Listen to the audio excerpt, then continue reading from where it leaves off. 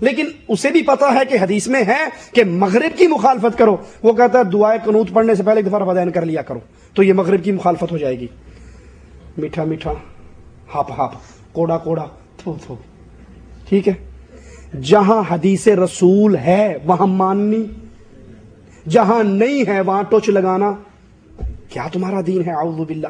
صحیح بخاری میں ہے، عبداللہ ابن عمر کی روایت ہے، اللہ کے رسول صلی اللہ علیہ وسلم جب نماز کا آغاز کرتے دونوں ہاتھوں کو کندھوں کے برابر اٹھاتے، دائیں ہاتھ کو بائیں ذراع پر رکھتے، جب رکوع میں جاتے اللہ اکبر کہتے، دونوں ہاتھوں کو اٹھاتے رفع الیدین کرتے، جب رکوع سے سر اٹھاتے اپنے دونوں ہاتھوں کو کندھوں کے برابر اٹھاتے رفع الیدین کرتے، جب دو رکعتیں پڑھ کے کھڑے ہوتے تب رفع الیدین کرتے۔ یہ حدیث سے ثابت ہے یا نہیں؟ صحیح بخاری پہ کسی کا اختلاف ہے؟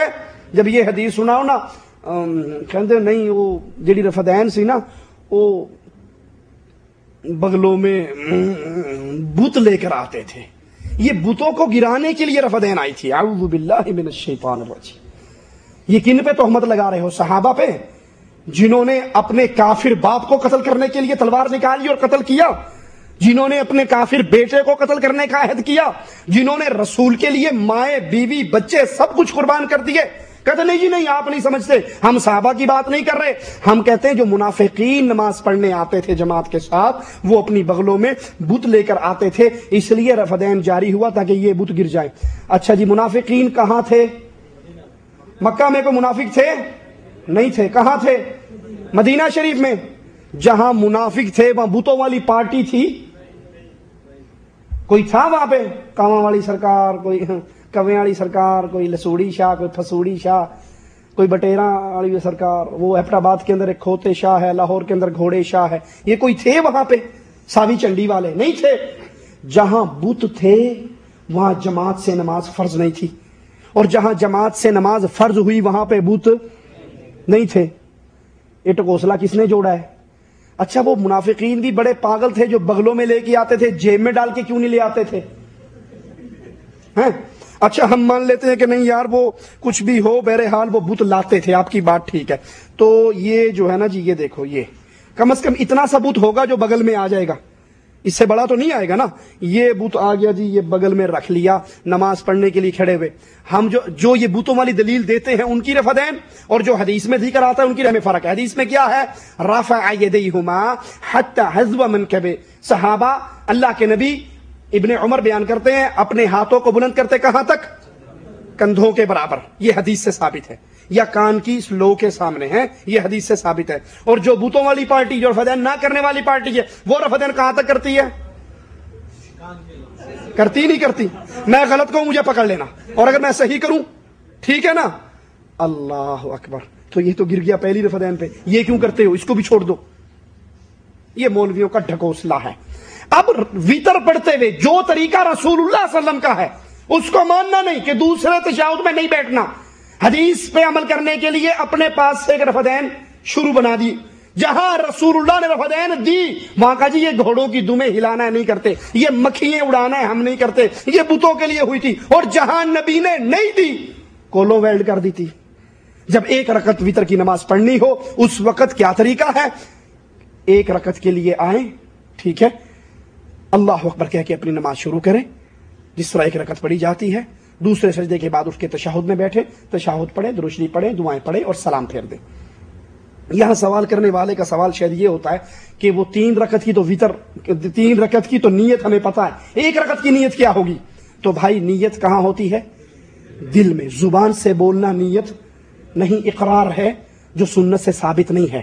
اس کی ایک موٹی سی دلیل دے کے بات آگے چلاتا ہوں کہ پٹھان پشتو میں نیت کرتا ہے، کیرلا والا کیرلا زبان میں کرتا ہے، انڈیا والا ہندی میں کرتا ہے، پاکستان والا اردو پنجابی میں کرتا ہے، کوئی سرائکی میں کرتا ہے، اور سب کے رسول کی زبان کے تھے عربی تھے۔ پنجابی میں نماز ساری پڑھیں تو ہو جائے گی، پشتو میں نماز پڑھیں ہو جائے گی؟ نہیں ہوگی۔ کیوں؟ کیونکہ رسول نے اس زبان میں پڑھی، جس زبان میں رسول صلی اللہ علیہ وسلم نے پڑھی ہم پر فرض ہے اسی زبان میں پڑھیں۔ تو اگر یہ نیت کے الفاظ کہنا سنت سے ثابت ہوتے، نبی پاک کی زبان میں کہتے عربی میں، تو جس طرح پوری نماز عربی میں پڑھنا فرض ہے اسی طرح نیت بھی عربی زبان میں کرنا، یہ الفاظ کہنا فرض ہوتے۔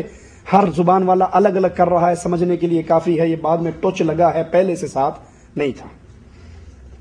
جمعے کی نماز میں کتنی رکعت نماز پڑھنی چاہیے؟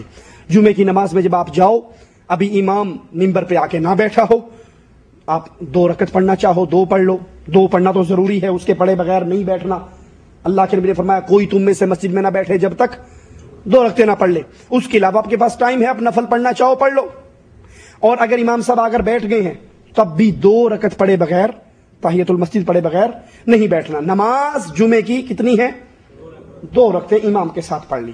اب اس کے بعد اگر آپ نے سنتیں جو پڑھنی ہیں مسجد میں پڑھو گے تو 4 رکعت، اور اگر گھر میں جا کے پڑھو گے 2 رکعت۔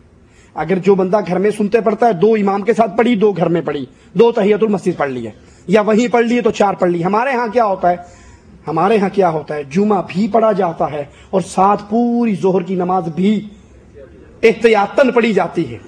پڑھتے ہیں نہیں پڑھتے؟ بالکل 5ویں کلاس کے بچے کی طرح ریاضی کا پیپر آیا نا، استاد نے 10 سوال لکھ دیے اور کہا اس میں سے 5 حل کرنے ہیں، تو ہم جب چھوٹے ہوتے تھے نا ہمیں 10 آتے تھے، 10 کے 10 کر دیتے تھے۔ کیوں؟ اس لیے کہ یار کوئی بھی غلط ہو گیا تو دوسرا ٹھیک ہو جائے گا، نمبر پورے ملیں گے۔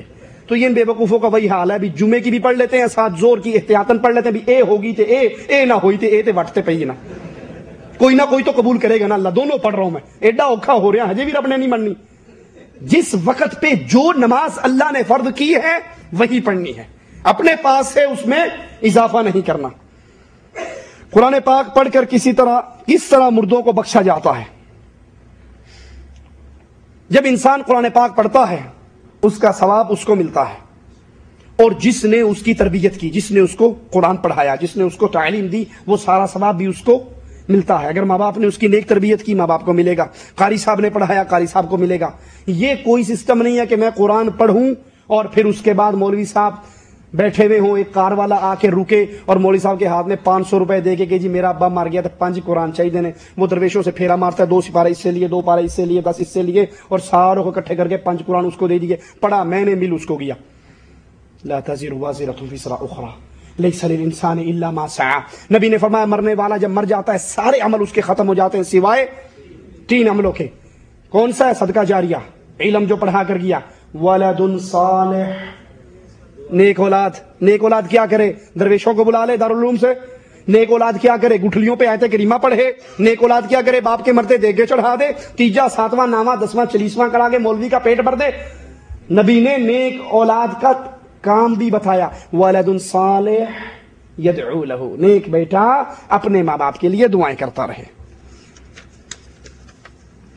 غسل کرتے وقت وضو کے ساتھ ننگے بدن غسل کرنے سے نماز ہوگی؟ ہاں جی، آپ نے غسل کیا اور اسی جگہ پر آپ نے وضو کر لیا، آپ کا جسم ننگا تھا تو کوئی حرج نہیں، نماز ہو جائے گی۔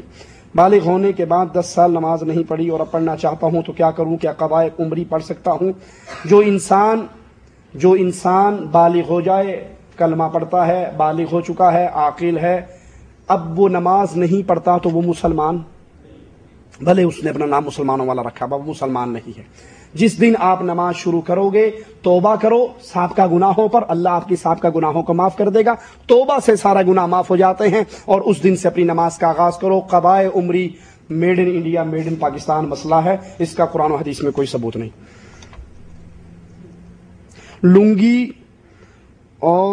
لنگی ڈال کر نماز پڑھ سکتا ہوں؟